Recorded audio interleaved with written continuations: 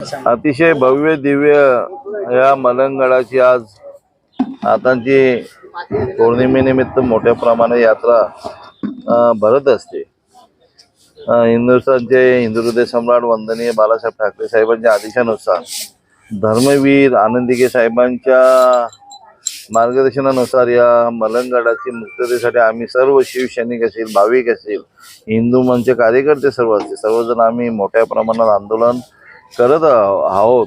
कारण मलंगड हा हिंदूंची वहिवाट आहे, म्हणून आपण नेहमी म्हणत असतो की हिंदूंची वहिवाट हीच श्री मलंगमुक्तीची पाठ आणि चलो मलंगड। आणि आज मोठ्या प्रमाणात भाविक नाथांचं दर्शन घेणार आहेत आणि मोठ्या प्रमाणात आणि यावेळेला खरं तर एक ट्रेन आपली फेनिक्सला चालू झाल्यामुळे सन्माननीय या कल्याण लोकसभेचे लाडके खासदार श्रीकांतजी शिंदे साहेब यांच्या माध्यमातून फेनिक्युलरचं भाविकांसाठी एक चांगली सोय करून खासदार साहेबांनी दिल्यामुळे त्यांचंही मनापासून अभिनंदन करतो। कारण भाविकांसाठी चांगली सोय झालेली आहे आणि त्यामुळे भाविक अतिशय जास्तीत जास्त प्रमाणात येऊन नाथांचं दर्शन घेणं, कारण हा नाथांचं देवस्थान आहे, जागृत देवस्थान आहे आणि चांगलं ठिकाण असल्यामुळे लोक येत असतात।